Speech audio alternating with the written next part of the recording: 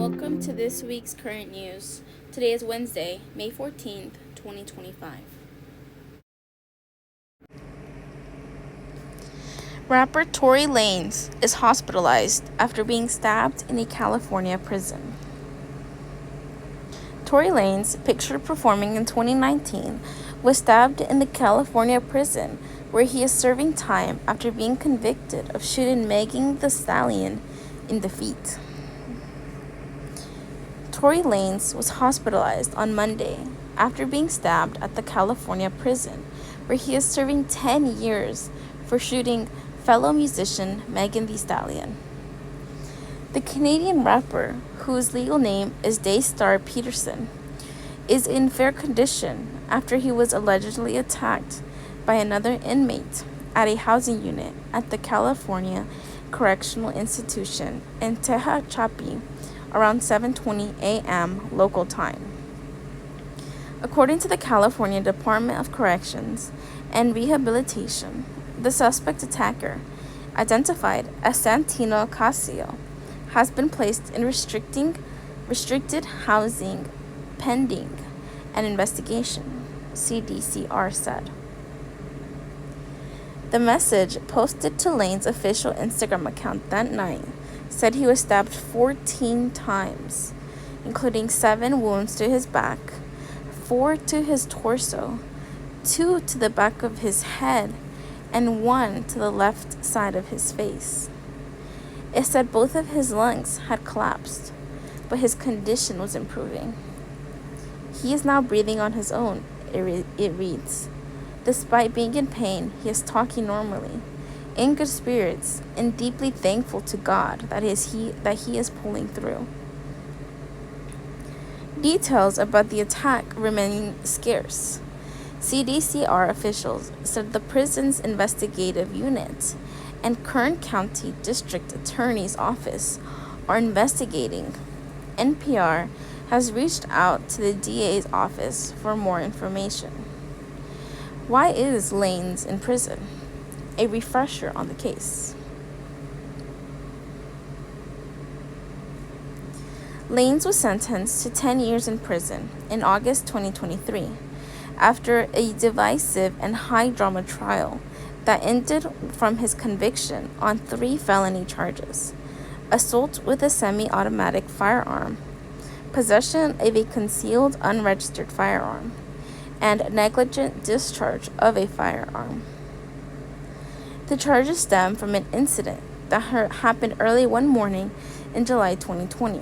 As Lanez and Megan Thee Stallion left a pool party in Los Angeles, Stallion, whose legal name is Megan Pete, accused Lanez of shooting her in both feet as she got out of their vehicle after an argument.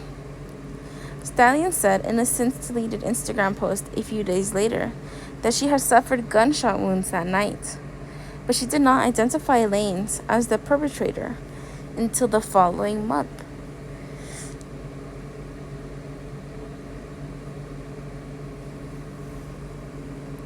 Lanez, who pleaded not guilty at trial, then released an album with lyrics maintaining his innocence and casting doubt on Stallion's claims. That October, the Los Angeles County's District Attorney's Office charged Lanez with felony assault with a semi-automatic firearm, and a judge issued a protective order to keep him at least 100 yards away from Stallion. He violated the order the following summer. The rappers continued to spar in public, referring to the incident in song lyrics. Meanwhile, media personalities, other high-profile rappers, and fans of both artists cast doubt on the other version of events, with many scrutinizing and blaming Stallion. Lanez's December 2022 trial divided the hip-hop community and the internet, raising broader issues like the mistreatment of Black women in both the industry and the criminal justice system. Stallion testified during the trial that the shooting and ensuing backlash had hurt her physical and mental health, and she feared it would damage her career too. I can't hold conversations with people for a long time. I don't feel like I want to be on this earth, she said. I wish he would have shot and killed me if I knew I would have to go through this torture. Lanez is appealing his sentence, but was denied bond in the meantime. His legal troubles continued behind bars. Stallion alleges that Lanez has harassed her from prison through surrogates, resulting in an extension of the restraining order against him. In a petition filed in Los Angeles Superior Court in December, her legal team wrote that he continues to subject her to repeated trauma and victimization, according to the Associated Press. Even now, while behind bars, Mr. Peterson shows no signs of stopping, reads the petition, which the AP obtained. It reports that the petition says prison logs from Lanez show he was using third parties, including one specific blogger, to harass Stallion online by making false claims, such as that the gun and bullet in the case are missing. Lanez's attorney wrote in a court filing that the two had not been in direct contact, saying his client's incarceration means there is no longer any form of current or future threat to Stallion. A judge granted Stallion's request in January for a restraining order through 2030. FDA moves to ban fluoride supplements for kids, removing a key tool for scientists. Dentists sometimes prescribe fluoride supplements to kids in areas that lack water fluoridation. FDA is taking action to remove such treatments from the market. Under the leadership of Health Secretary Robert F. Kennedy Jr., the Food and Drug Administration is seeking to remove prescription fluoride supplements for kids from the market. These are fluoride tablets, drops, or lozenges that are recommended for kids who don't get fluoridated water to help prevent cavities. The announcement Tuesday from FDA claims that ingested fluoride changes the human microbiome in a concerning way, even though the research it cites is inconclusive. It contradicts years of research and best practices established by professional medical groups. The best way to prevent cavities in children is by avoiding excessive sugar intake and good dental hygiene, not by altering a child's microbiome, FDA Commissioner Dr. Marty Makary said in the FDA statement announcing the action. When it comes to children, we should err on the side of safety. According to the announcement, the FDA plans to conduct a safety review and take appropriate action to remove these products from the market by October 31st. HHS also plans to issue best practices for dental hygiene in children that are feasible, effective, and do not alter gut health, removing a choice for medical providers. The move contradicts recommendations from the Centers for Disease Control and Prevention and U.S. Preventative Services Task Force, along with professional medical associations, including the American Academy of Pediatrics, American Academy of Pediatric Dentistry, and the American Dental Association. All of them recommend low doses of fluoride supplements for a limited cohort. Children who live in areas without fluoridated water. Additionally, the professional medical groups specify their use should be restricted to those at high risk of getting cavities. The fluoride drops and tablets can only be obtained through a prescription from a dentist or pediatrician.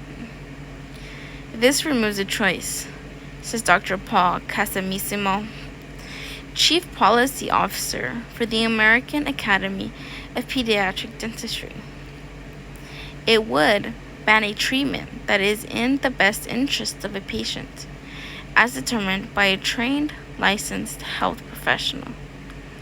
Fluoride supplements are not recommended for most children because most U.S. communities provide fluoridated drinking water, according to the CDC.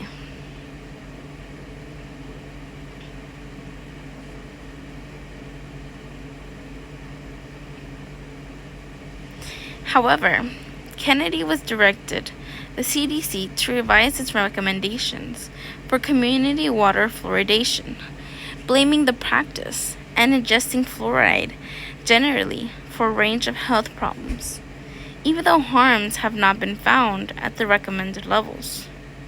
Though high levels of fluoride can cause tooth mottling or discoloration, and may be linked with lower IQ levels of fluoride, are generally considered safe and key to preventing cavities. This latest action, combined with the wave of moves by the state legislators to ban fluoride from water systems, is very, very serious for oral health, Casamissimo says. It removes one of the tools that we as clinicians can use to stem tooth decay. It's as though there's a disease and there's a medicine able to stop it, but clinicians are not able to prescribe it, he says. Unsubstantiated gut harm claims. The FDA announcement claims ingested fluoride has been shown to alter the gut microbiome, which is a magnified concern given the early development of the gut microbiome in childhood. While 2 literature reviews, which it cites, find it likely that exposure to fluoride impacts the microbiome, both find that the effect is uncertain and may even be positive at low doses. The evidence suggests that the use of fluoride containing oral hygiene products may have beneficial effects on the oral microbiome regarding caries prevention, states one of the papers from researchers in Ireland. The second paper from researchers in the UK found that while high doses of fluoride may harm the microbiome, low doses had either harmless or even positive effects. Both sets of researchers said the evidence is limited, and more studies are needed. Trump administration's universal flu vaccine project puzzles scientists. A universal vaccine against flu wouldn't have to be updated to match seasonal changes in circulating strains. Vaccine experts are perplexed by a project the Trump administration has launched to develop a universal flu vaccine, which has long been a goal, though an elusive one, in medical research. Dubbed Generation Gold Standard, the project is aimed at creating a flu shot that doesn't have to be updated every year to match the latest strains of the virus. The project also aims to produce a vaccine that could protect people against other respiratory viruses that could cause a pandemic, such as bird flu and coronaviruses. Generation Gold Standard is a paradigm shift, said National Institutes of Health Director Jay in a statement announcing the project. It extends vaccine protection beyond a strain-specific limits and prepares for flu viral threats, not just today's, but tomorrow's as well, using traditional vaccine technology brought into the 21st century. The announcement surprised vaccine researchers, given the anti vaccine stance of health officials like Health and Human Services Secretary Robert F. Kennedy Jr. I'm glad to see that this administration is still wanting to invest in developing next generation influenza vaccines, or respiratory vaccines in general, says Ted Ross, director of the Global Vaccine Development at the Cleveland Clinic. An old vaccine technology back in the spotlight. But Ross and other outside vaccine experts are mystified by many aspects of Generation Gold Standard. First of all, the project plans to use an approach that would involve injecting people with the whole flu virus that has been killed with a chemical to render it harmless, but is still capable of stimulating the immune system. Most vaccine experts consider the whole killed virus approach to be antiquated. This is a head scratcher to me. This is puzzling, says Dr. Gregory Poland, a vaccine expert who leads the Atria Academy of Science and Medicine in New York. We're going back to technology that was used 40, 50 years ago or more.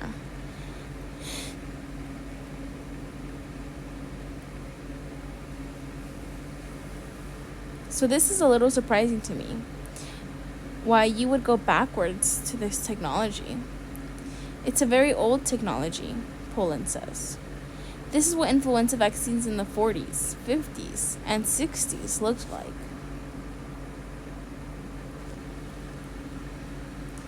Whole dead virus vaccines tend to produce more side effects, including high fevers and seizures, that especially can frighten parents.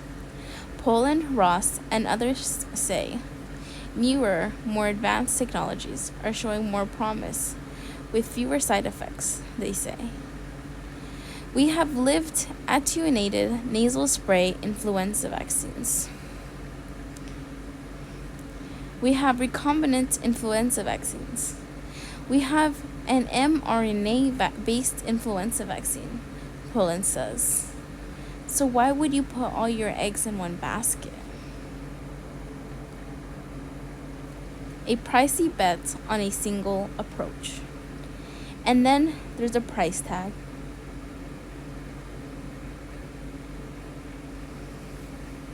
$500 million, which is a huge amount, especially at a time when federal health research funding is being slashed.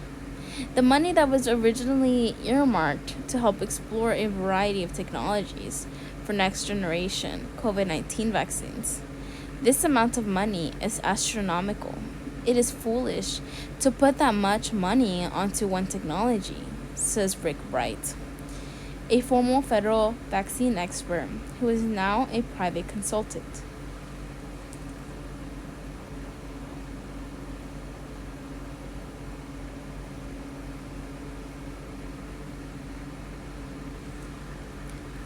What we need now is bold 21st century solutions, not a retreat into nostalgia. Another aspect that's raising eyebrows is the fact that the technology called a beta-propylectone, or BPL, inactivated whole virus platform was developed by two NIH scientists, Dr. Matthew Mimoli and Dr. Jeffrey Tottenberger. Mimoli was recently named as the principal deputy director of the NIH after serving as Trump's acting NIH director.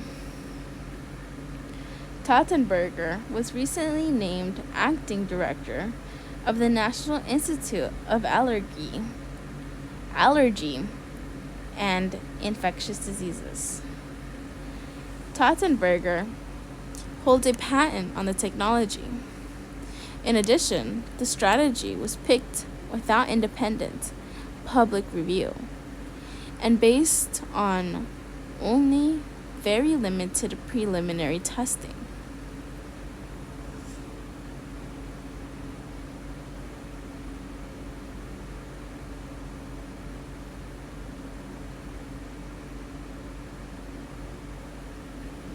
So that's odd, says Dr. Jesse Goodman, a former Food and Drug Administration vaccine expert who's now at Georgetown University.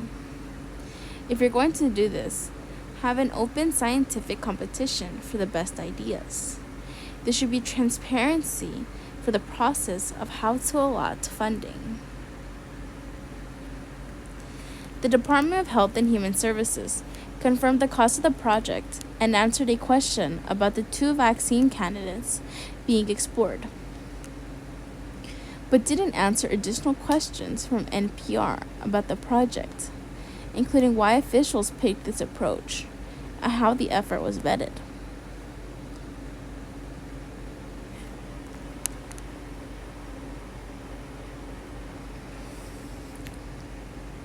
But in announcing it, the administration said a universal flu vaccine should be ready for wide-scale testing next year and could be available to the public within 4 years, which is a very ambitious timeline. The BPL platform is fully government-owned and NIH developed. The announcement says this approach ensures radical transparency, public accountability, and freedom from commercial conflicts of interest. RFK Jr. says autism database will use Medicare and Medicaid info. NIH Director Janta Left and Health and Human Services Secretary Robert F. Kennedy Jr. speak before a news conference at the Health and Human Services Department on April 22nd.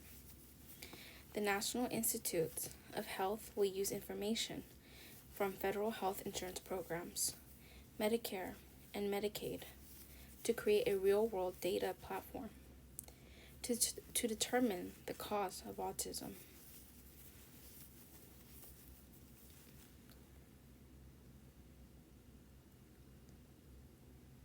The agency announced this week.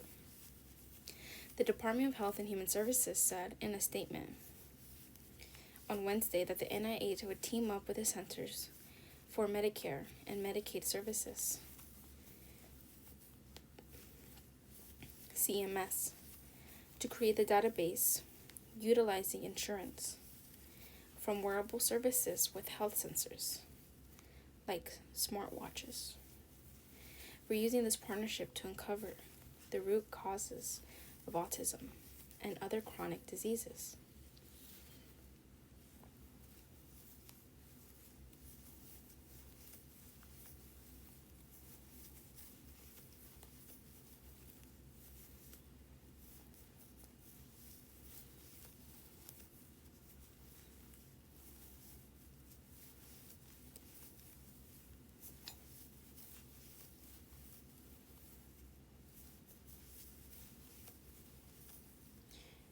We're using this partnership to uncover the root causes of autism and other chronic diseases, HHS Secretary Robert F. Kennedy Jr. said in a statement. HHS said that CMS and NIH would establish a data use agreement focused on Medicare and Medicaid enrollees, about 36% of Americans, and follow autism diagnosis before expanding their research into additional chronic health conditions.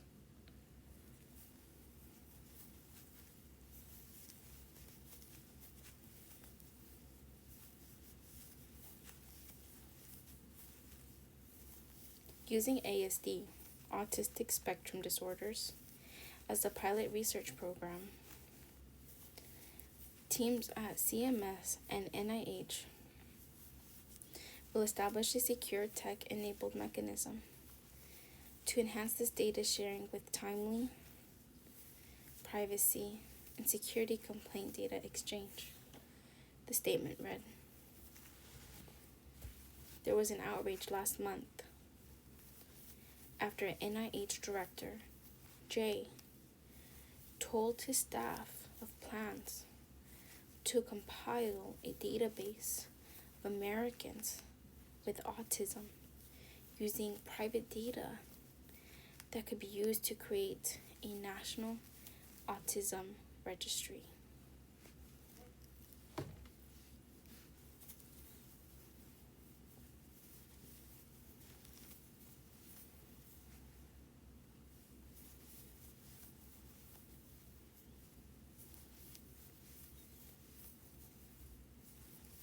Unnamed HHS sources told multiple news outlets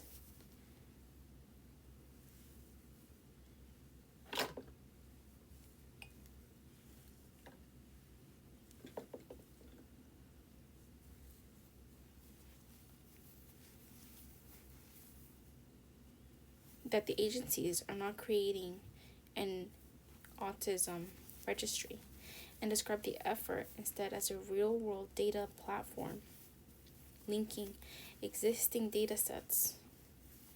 NPR has not independently confirmed the reporting. The Wednesday statement, NIHJ said that the partnership with CMS was an important step in our commitment to unlocking the power of real-world data to inform public health decisions and improve lives.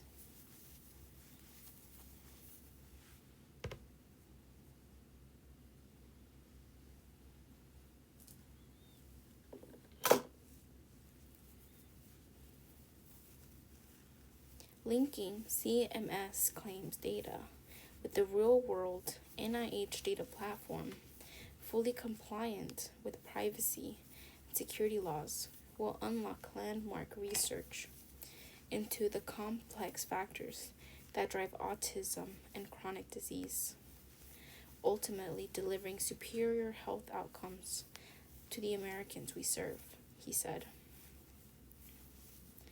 NPR has reached out to HHS, NIHS, and CMS, but none responded to requests for comment before publication of this story.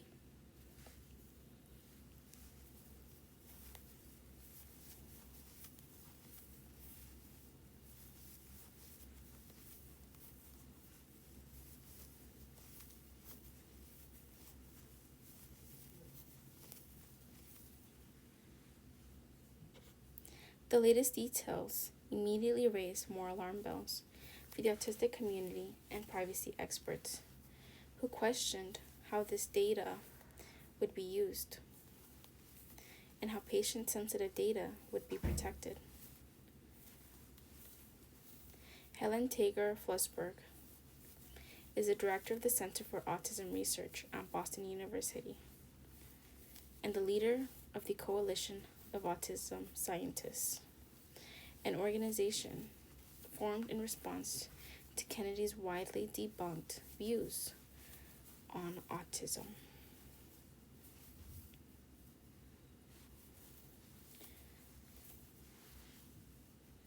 She warned of the potential for information collected on this database to be abused.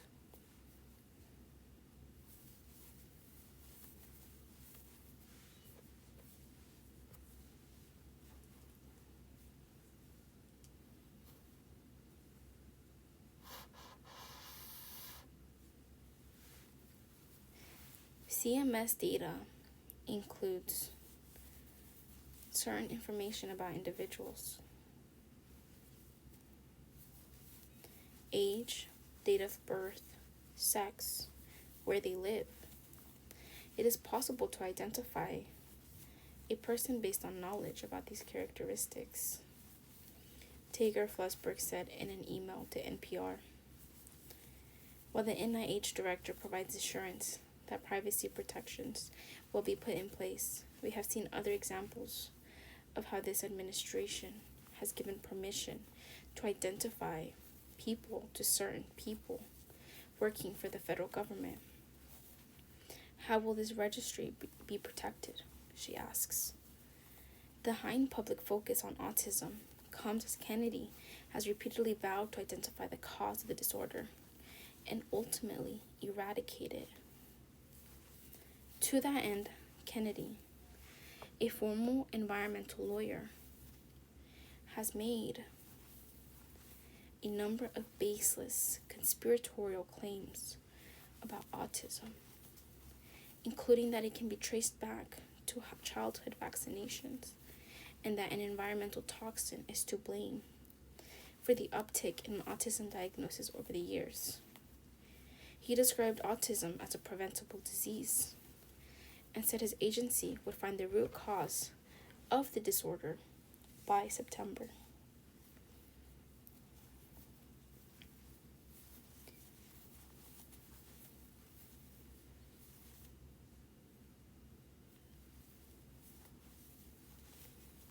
The notion that vaccines cause autism has been thoroughly debunked in medical science, and experts say there is likely no single cause for autism. Jay, the NIH director, pushed back on the September deadline to find a cause and said that a year timeline was more realistic. And while the Centers for Disease Control and Prevention report did find that autism prevalence in the United States has increased from 1 in 36 children 5 years ago to 1 in 31 children in 2022, it's more likely that this is due, in large part, of more comprehensive screening across a broader population. As a diversity grant dies, young scientists fear it will haunt their careers.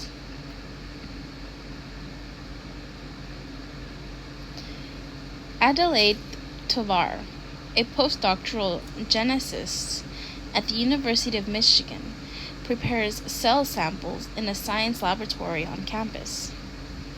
Tovar is one of 200 young scientists who will lose research funding because the Trump administration abruptly ended the National Institute of Health's Mosaic grant program. Mike Hawkins. Adelaide Tovar, a University of Michigan scientist who researches genes related to diabetes, used to feel like an imposter in a laboratory. Tovar, 32, grew up poor and was the first in her family to graduate from high school. During her first year in college, she realized she didn't know how to study.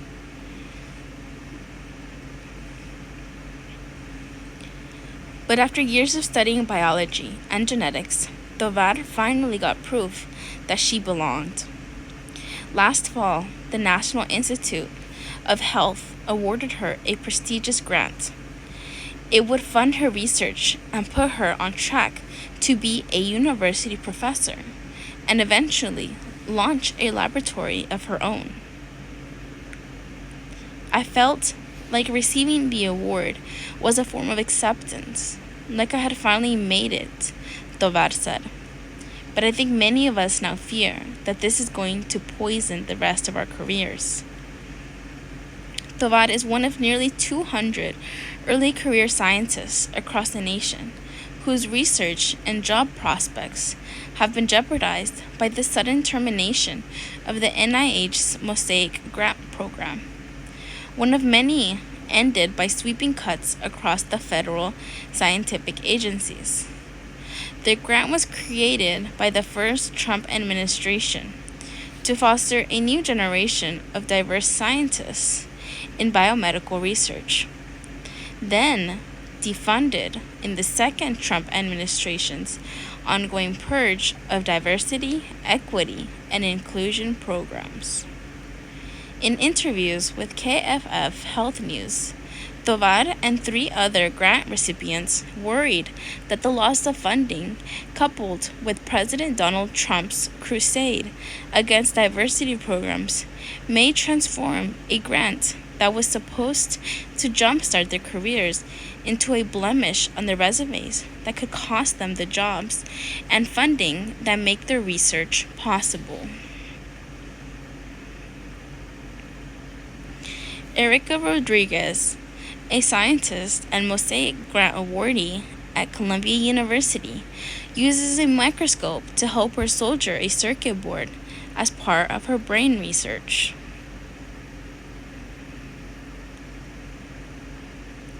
The Trump administration defunded the Mosaic Grant program as part of a purge of diversity-focused initiatives.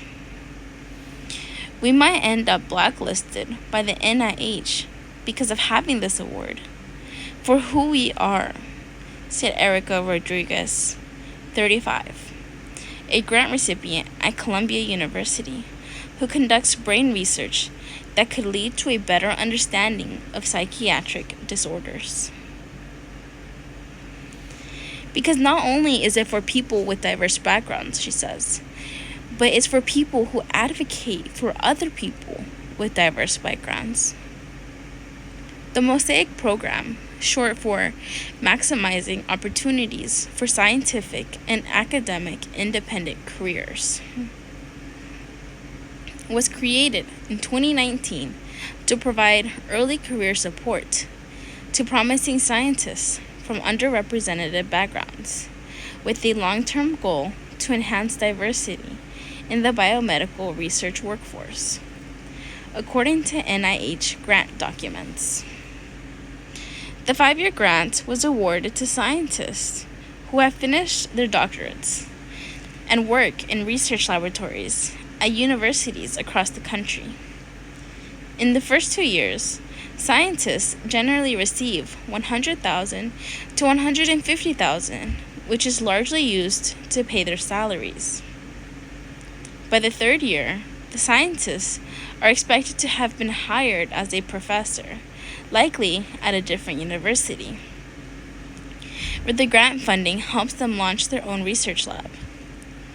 In the final 3 years of the grant, funding increases to about $250,000 a year, which is used to buy supplies and hire other early career scientists who work in the lab, completing the cycle.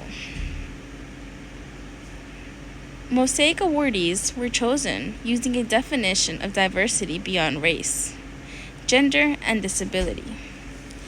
It includes those who grew up in poor households or rural areas, or were raised by parents who do not have college degrees. Many of those chosen for the grant also have a history of supporting other budding scientists from underrepresented backgrounds. Mosaic funds research on cancer, Alzheimer's disease, spinal cord injuries, cochlear implants, fentanyl overdoses, stroke recovery, neurodevelopmental disorders, and more. But in recent weeks, the NIH has notified most Mosaic recipients that the program was terminated and that their funding will end by this summer, regardless of the years left on their grant, according to NIH emails by KFF Health News. Other awardees have received no official notification and only learned through word of mouth that their funding was canceled. Bianca Rodriguez Feliciano, a spokesperson for the Department of Health and Human Services, confirmed in an email statement to KFF Health News that Mosaic has been defunded. She said the grants no longer align with agency priorities or the president's executive orders,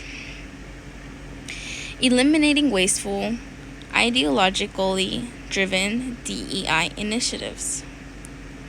Trump signed one of those orders on his first day back in the White House, instructing the entire federal government to end programs that promoted diversity, referring to them as shameful, immoral, and an immense public waste.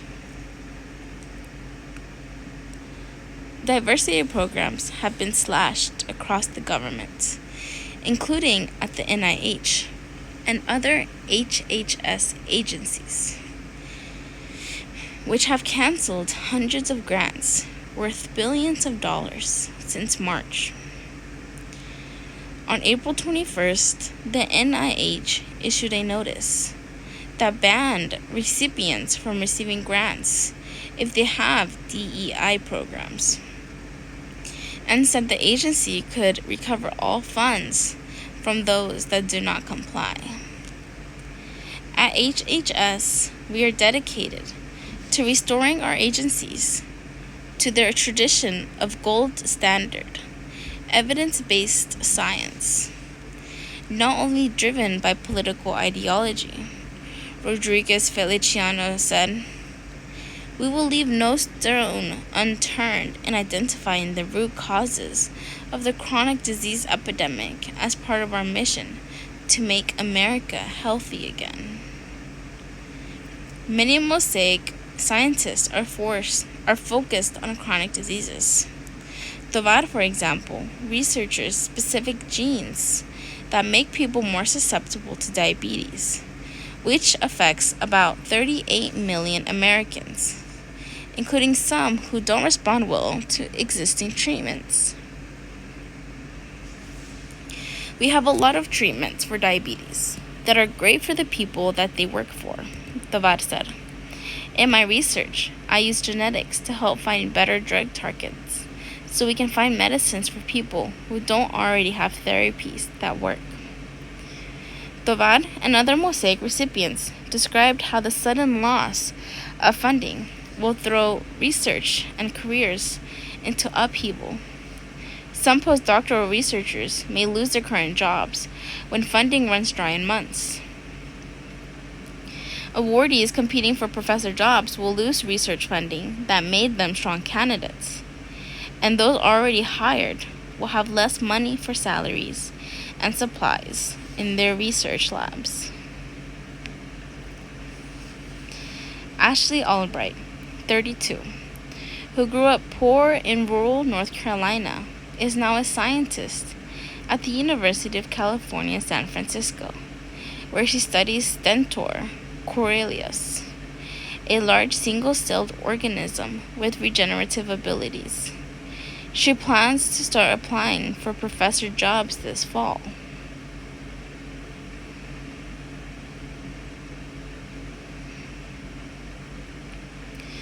Albright said Mosaic funding would have given her a better shot at my dream, which was to give other scientists from diverse backgrounds opportunities to work in her research lab. I feel crushed, she said. I feel like someone is stepping on half of my life. I've spent the last 10 years in grad school and my postdoc working towards this so I can do science, but also help other people do science. Hannah Grunwald, 33, a grant recipient at Harvard, who studies eyeless cavefish to better understand complex genetic traits, said one of her worst fears was that universities won't hire Mosaic awardees at a time when the White House is ordering schools to abandon DEI programs and withholding billions from those that do not adhere to the Trump agenda. There has been an enormous debate in our community about what we should say on our resumes, Grunwald said. I just don't know if having my grant canceled because it had to do with diversity is going to limit my ability to get funding in the future. The termination of Mosaic drew quick condemnation from several scientific organizations that receive grant funding to work closely with the awarded scientists, with some calling it short-sighted and a significant step backward. Mary Munson, president of the American Society for Cell Biology, who has mentored awardees since Mosaic became choked up and covered her face with her hands as she considered the possibility the grant could end up holding them back. I feel the loss of each of them as individuals because they are all amazing, Munson said. but the research that would not have gotten done without them doing it, I think would be a huge loss for society. Stefano Bertuzzi, CEO of the American Society for Microbiology, which also mentors grant awardees, said the mass termination of the Mosaic and other NIH grants may have a cumulative effect that will stifle scientific innovation for decades. Bertuzzi, who emigrated from Italy in the 1990s because of America's robust funding for scientists, said scientists will not stay in or flock to a nation where research funding vanishes on a political whim.